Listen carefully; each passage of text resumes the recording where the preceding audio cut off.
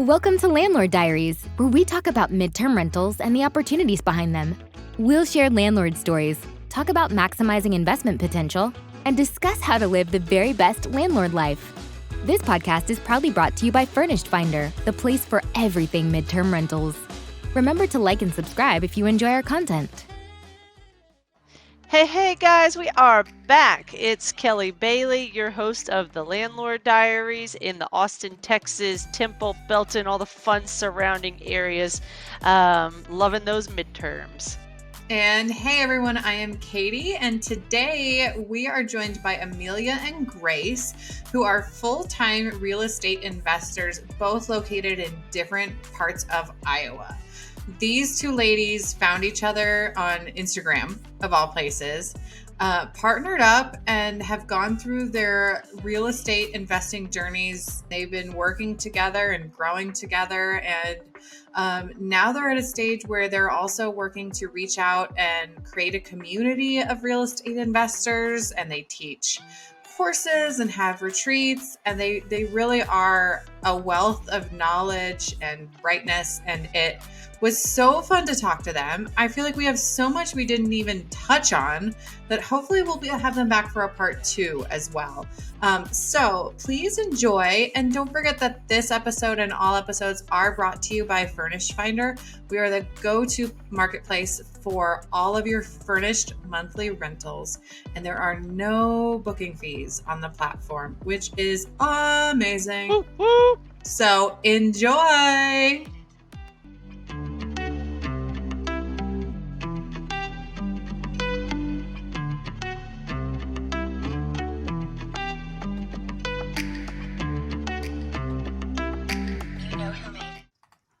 And we're back with another great episode of the Landlord Diaries. Today, we get to hear from two Midwest ladies that specialize in educating other investors through their real estate journey. Join Amelia McGee and Grace Gudenkoff as we focus today's episode on the 10 steps to getting started in real estate. If you would like to connect with these ladies, you can follow them on Instagram by searching WIIRE with 2 I's community. WIIRE.community. WIIRE with 2 I's .community. They have so many great handouts on their link tree, such as 3 steps to launch your MTR and double cash flow. Hi ladies, how are you today? Good. How are you? Great. Thanks for being here. So, question 1 is, how did you two connect and start this incredible community? Yeah, so we actually connected through Instagram. So we met online. I had seen Amelia's profile and didn't know anybody else in the great state of Iowa that was a young woman investing. So we joked that I slid into her DMs, and we connected and just started doing an online meetup together, and it's turned into what we now call WIIRE. I love it. And I have started following these ladies. I've been to their website. I've listened to their podcast. I've viewed their link tree. They are incredible. So if you are looking for just a good educational group to just really hone in on your real estate skills and figure out, if you don't know what your why is yet, then they'll help you figure it out. And that leads to our next question, which is step 1 in the process of 10 steps to getting started in real estate, which is their second podcast episode. And that step 1 is, what's your why? So I want each of you to give us, what is your why for your real estate? Yeah, absolutely. So my why for real estate investing is definitely to have time freedom and location freedom, so I'm not tied down. When I first started investing, it definitely was my goal to replace my full-time income so that I could go full-time in real estate investing and be my own boss. Always knew I wanted to be my own boss, but wasn't sure what that was going to be in. And then once real estate presented itself, it was kind of just all in for me at that point, after I bought my first rental property. Nice. Yeah, mine is very similar to Amelia's. And at this point, now that I've been doing real estate for a couple of years, my why is more focused on continuing to be my own boss, so not doing anything that gets me with somebody else telling me what to do, keeping that time freedom and doing lots of travel and working on things that bring me joy and that I have passion for. Awesome. So tell us a little bit more about you guys' current portfolios, and also tell us what is WIIRE, which Kelly mentioned that you guys have established. Sure. So my portfolio is around 36 doors at this point. It consists of a mixture of long-term, midterm, and one short-term. Midterm is definitely my favorite investing strategy, though. And there's also a mix of small multifamily, a handful of single families, and then an 11-unit apartment, which makes up a large chunk of those 36 doors. Yeah, and they're all in either Des Moines, Iowa, or a little town about an hour south of Des Moines. Mm-hmm. My portfolio is all in my backyard, as I like to say, within 10, 15 minutes driving. I have 19 doors, 12 of which are midterm rentals, and those are all fourplexes or smaller. Awesome. And then as far as the WIIRE community, that really was a passion project that Grace started and then brought me on as a guest speaker. And then we decided to do it together. And so for a year, we were just putting on monthly meetups and having a guest speaker to talk about some sort of investment topic that we wanted to learn about. So we're like, let's bring somebody on so we can also learn.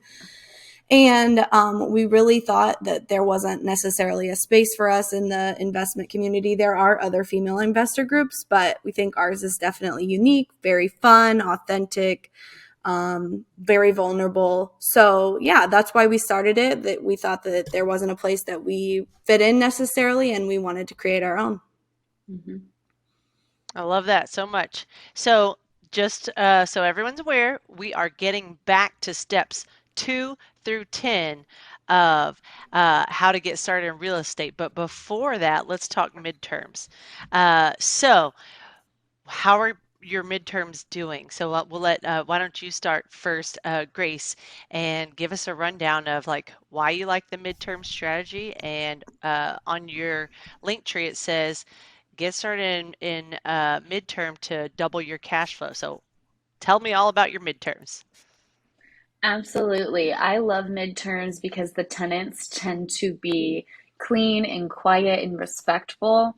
I also love the income that I get with not doubling my headache. So we like to say you double your income. You can double your income without doubling the headache. And I don't really ever want to be a short-term rental host.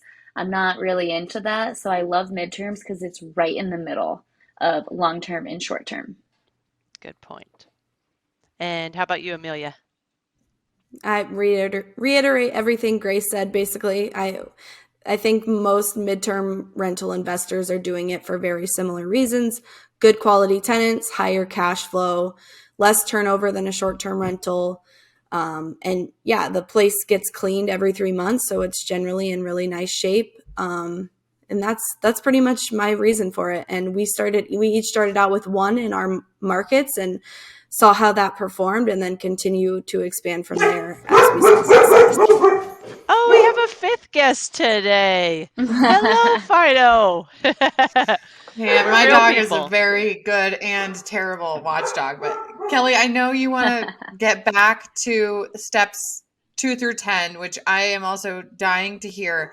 But I want to take a really quick detour because you guys are young and fresh and super ambitious and have quite a few doors to your names. So I want to ask the question that I know is probably on a lot of our listeners' minds right now, which is, how did you manage to scale so quickly? And if you're comfortable sharing, how were you able to finance that? And we won't linger on this too long, but I know that as soon as you mentioned those big number of doors, a lot of people are going, okay, wait, how? Is the first question we hear a lot. Mm-hmm.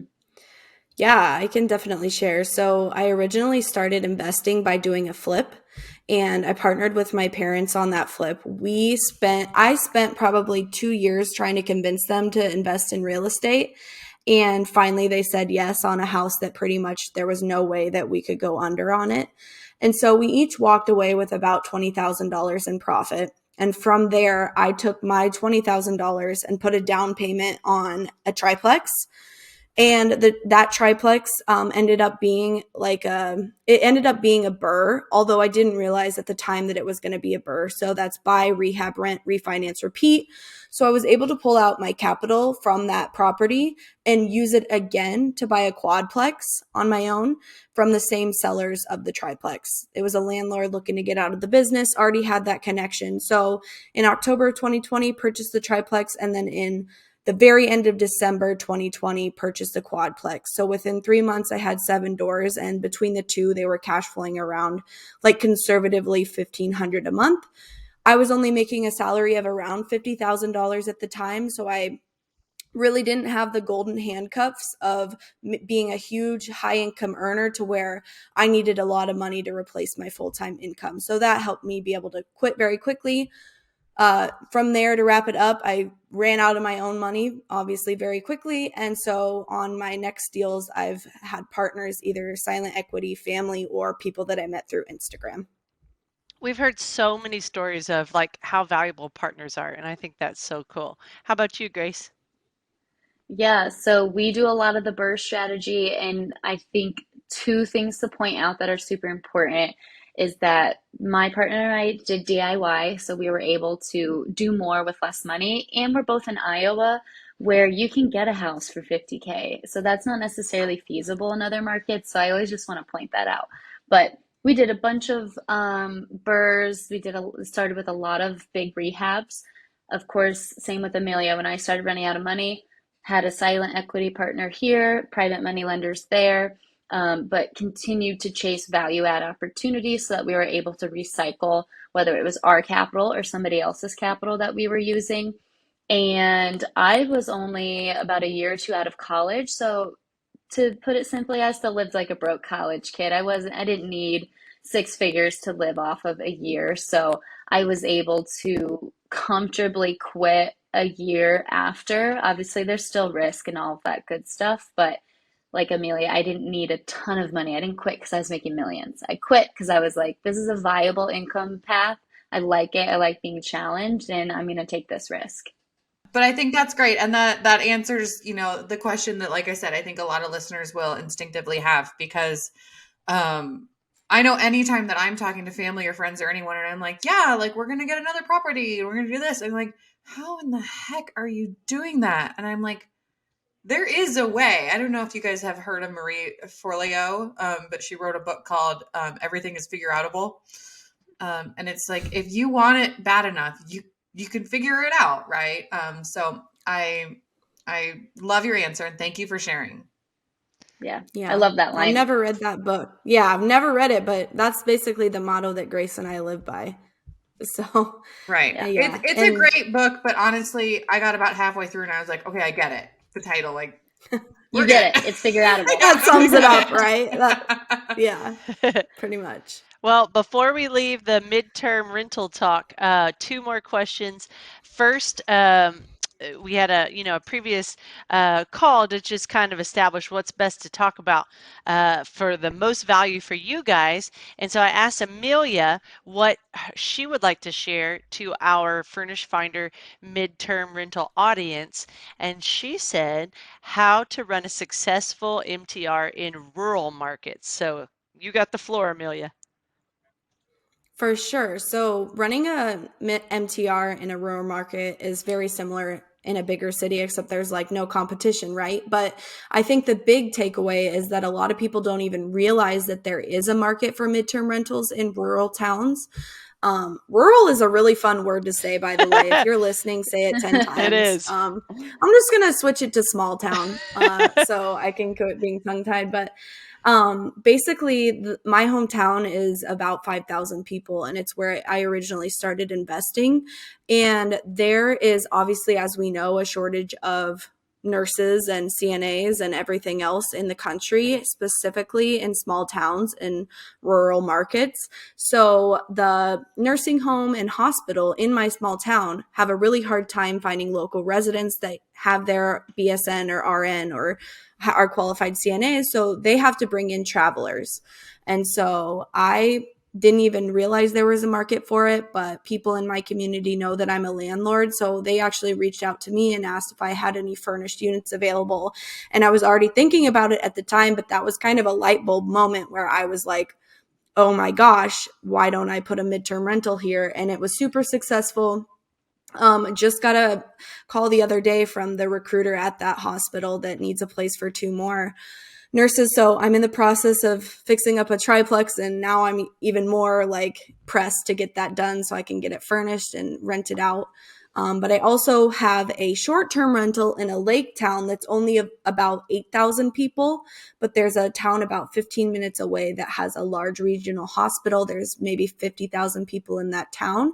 And my parents were naysayers that we wouldn't get anyone to rent a midterm rental in our short-term rental for the winter months, which are off season. And it was really fun to prove them wrong. We put it on Furnished Finder, and literally 2 hours later, we had a nurse booked for October through January. That's great. So that was great. You mentioned that you connected directly with the hospitals. How did you go about accomplishing that? They came to me. Like I said, it's a small town, so people know that I invest there. And so somehow they got my cell phone, which I actually don't like people giving out my cell phone in my small hometown because then everybody ends up having it and I get calls all the time. But if it's a recruiter at a hospital or it's the nurse manager at the hospital, I'm fine with them having it. So yeah, they seeked me out. That's a good boundary That's to awesome. kind of keep that life balance, since this is essentially your full-time job. I like that. So Grace, your question. You said that you wanted to share about the property manager process for your 8-unit apartment that you've converted all to midterm rentals. Yeah, so I guess I should clarify. I call that an 8 unit, but I said earlier we have fourplexes and below. It's 2 fourplexes that are right Okay. next to each other. So if you were wondering. But yeah, I think that midterm rentals also offer a really nice solution to get to the point where you need a property manager, whether it's part-time or full-time, quicker because there is more management, but there's also more income. So if I had 19 all long terms, I definitely would not need a manager, but I would want one because I don't love managing.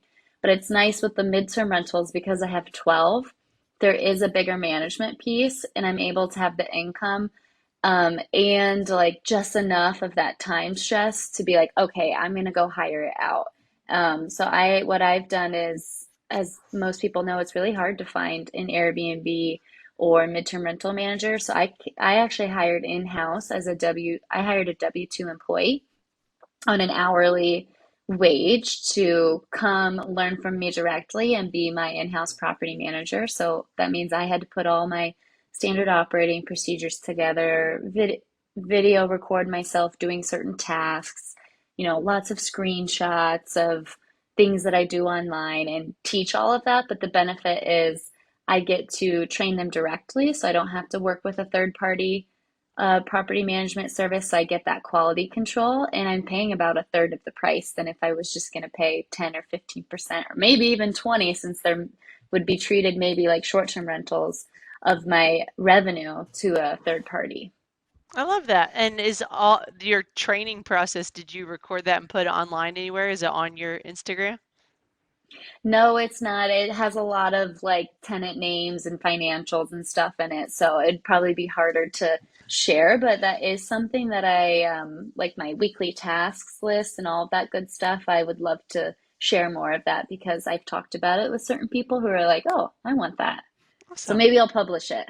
Yeah, and on their link tree for the WIIRE with 2 eyes .community, they have a free property manager checklist. So that's one that you've already put together, which is awesome. Yes, we do have that, which is really nice if you're like, "How do I even get started?"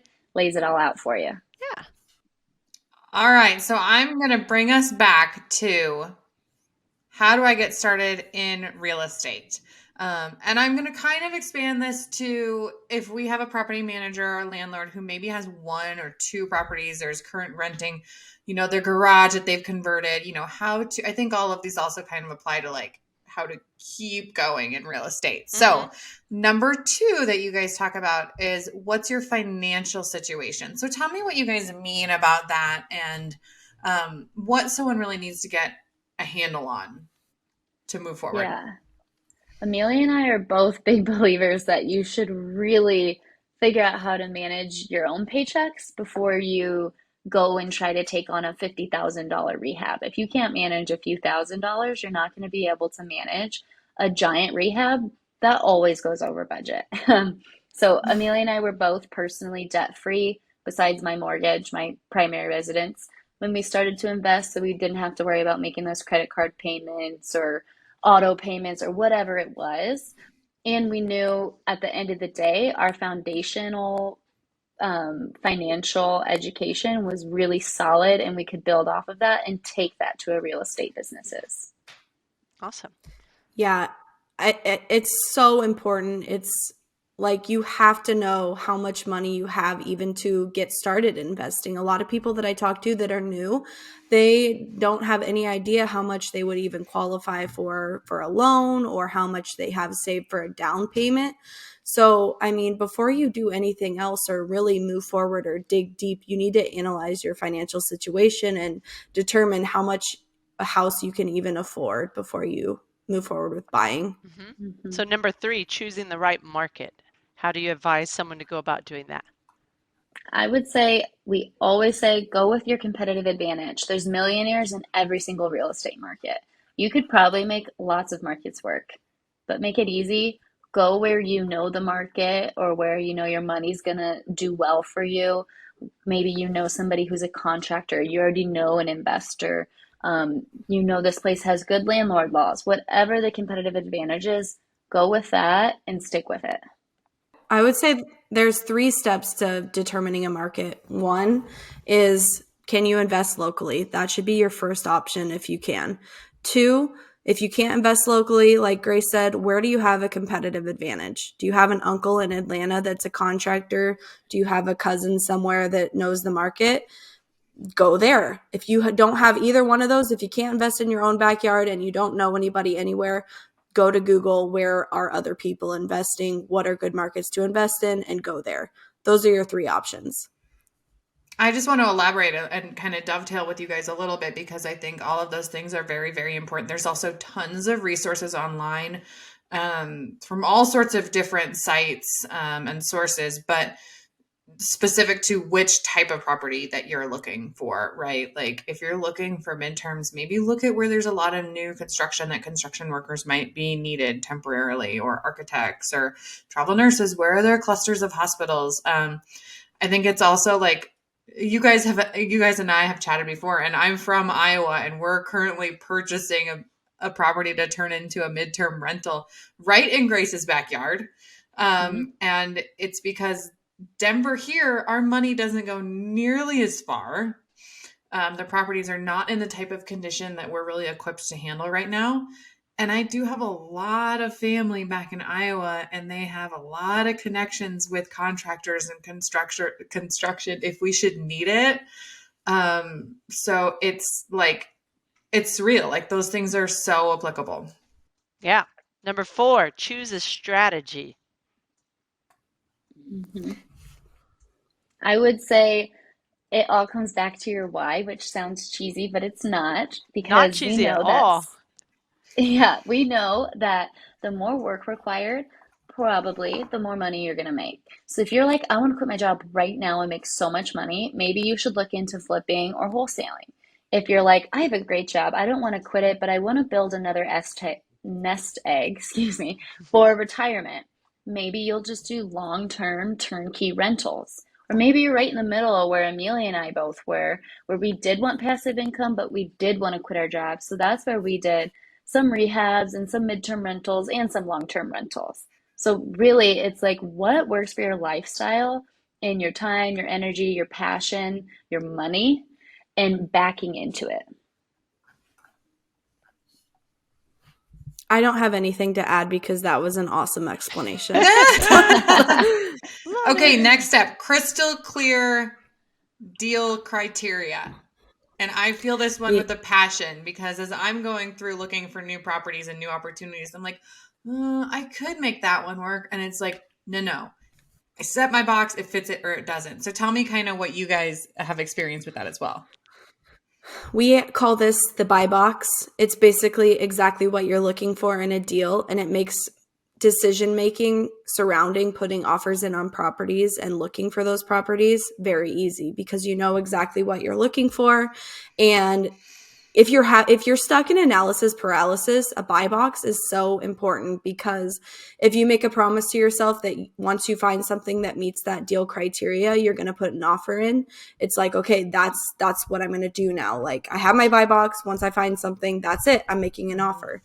And a buy box should contain things like obviously location, price range, what's your investing strategy, does it need rehab or not need rehab, what cash on cash return and cash flow numbers are you looking for? So all of those should be wrapped up in a really pretty box with a bow on top and then presented to realtors, wholesalers, post them in your local investor group so people know what you're looking for. I've had great success doing that, and I know Grace has as well. Yeah, and I would say one piece of advice that really changed this for me is if you're working with a realtor or a wholesaler, somebody told me you need to tell them no to a deal and have a reason why. Because if you're just saying no just because, you don't feel it or you're nervous, like that means you're not clear enough on what it is you're looking for. So when you get super crystal clear, you can in turn make your wholesaler and your realtor and your investor friends super crystal clear about what you're looking for. And then, like Amelia said, when it lands on your doorstep, you've got no choice but to make it work because you put all the different points together of what you want, and here it is. So you better make that move. Mm-hmm. Love it. Number 6 was local investing. Local versus out of state.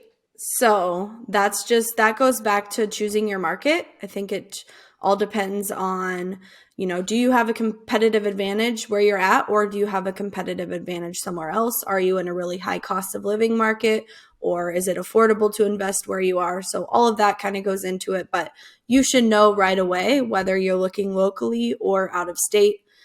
Don't waste your time looking in both if one definitely doesn't work. Mm-hmm. And landlord tenant laws are a big one. So, like, if you're in a state, maybe like California or Washington, where you know that they are a little bit tougher and you do have a competitive advantage elsewhere where it's cheaper, could be a good opportunity. And one thing we always say is that DIY/local investing is way easier to get started, but it's harder to scale because you're making the business you. Whereas out of state, long distance can be really hard to get that first project off the ground and completed. But once you do, you've got systems and people in place to take on multiple projects and scale quicker.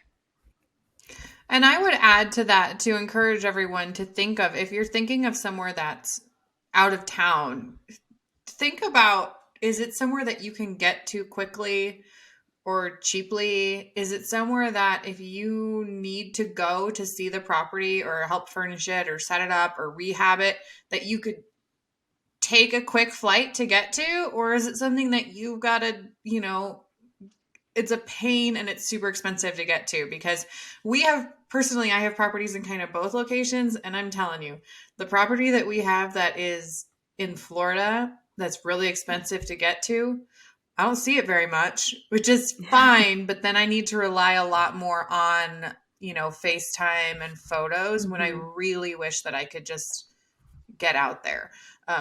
So keep that in mind. Sometimes you can have something that's out of town, but make it so it's not, you don't have to like jump all the hurdles to be able to visit it. Okay. Next question, DIY or hire it out? Yeah, same idea is, do you want to get started now and maybe you don't have a ton of money and you're willing to put in that effort and those hours to build that sweat equity? Or are you a busy W-2 worker with a family and you'd rather just pay and build the systems to hire out the right contractors? I want somebody to write a book called how to overcome OCD through midterm rentals.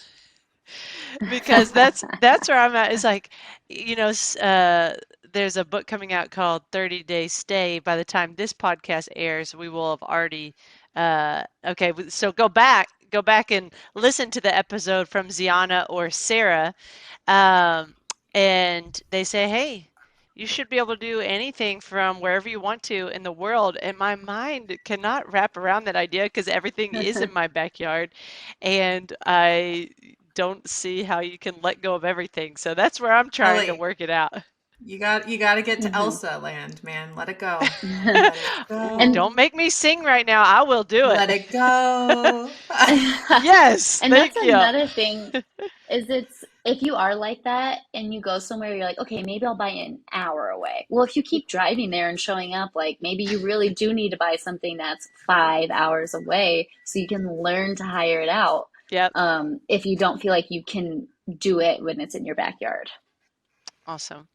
I'm going to combine number 8 and 9 together, which is top your book recommendations and podcasts are a great tool for those 10 steps to getting started in real estate. So, Amelia, why don't you go first with what's your top couple book recommendations and your top podcast recommendations? I'm a bad person for this because Okay. I will say that I probably read the least amount of Uh-huh. books of any investor that I know because I'm a hands-on person Nice. and I never suffered from analysis paralysis. I read a couple, so I did read the book on how to invest in real estate that Bigger Pockets published. Rental property investing, obviously I've read that one. So those were like the two main books, and then watched a couple YouTube channels. Obviously we all know Bigger Pockets, or if you don't know Bigger Pockets, you should. They have so much free information, the podcast, their YouTube, their book. So if you're looking for good recommendations, like any of those, I would say. Mhm. Yeah, Grace, what about you? I would say a great book is Your Money or Your Life by Vicki Robbins, which isn't real estate specific, but again, talking about your foundation being your personal finances. This book will really help with that. And also, it will help you back into your strategy because it really helps you get crystal clear on, like, what it is you want out of life and understanding that your time equals money. Awesome. If I had to give a piece of advice to a new investor, it would be to learn enough to be dangerous, but not to get sucked into over learning and over analyzing. I feel like a lot of people think that they need to know everything before they get started, and that's simply not the case. You're going to learn 10 times more buying that first property than you ever Mhm. are from reading a book. I would agree with that. I think it's very easy to get stuck into the constant learning phase, and especially because for a lot of us, learning is fun, right? Like I enjoy learning, but to some degree, yeah, you are going to learn a lot more by getting out there. And in real estate, these are real assets, right? So Mhm. at the end of the day, if something is not going the way you want or you want out of it, you can sell it, right? So that's Mm-hmm. how I always like to think, okay, what is the absolute worst case scenario? And maybe that's not the best positive thinking, but it does help because then like, okay, this is the worst, right? This is Mhm. zero. And then we have all of the other things that could happen. And if this is zero and I can still like sell the Handle property, it. like, you know what I mean? Like it's gonna be okay. So I think those are all very, very good points. Yeah, we always talk about worst case scenario. It's so important because if you can handle it and picture it, you're not going to be scared to go after the best case Right. scenario. Right. I like that. So the last one of 10 steps of how to get started in real estate, you got to bring it back home. And their 10th step is join the WIIRE community. So give them a quick reminder Ooh. of how they can reach out to you ladies and be part of your community. And guess what? These ladies just got back from a retreat that they hosted with a nice group in Florida, I think. So go ahead Yeah. and remind them how to connect with you, and then give us a recap of how your retreat went. Yeah, you can find us at wire with two eyes community on Instagram or womeninvestinrealestate.com. But we are a female group of investors. We like to keep things fun while also packing everything full of knowledge and action. But the retreat, I think it's the highlight of Amelia and I's year. We do a couple a year. This was our third one, and it's just a weekend full of women business owners, mostly real estate, who get you and they get the problems. And we all have the same problems typically, no matter where you're at in your journey. And it's just so much fun. Literally so much fun. What do you think, Amelia?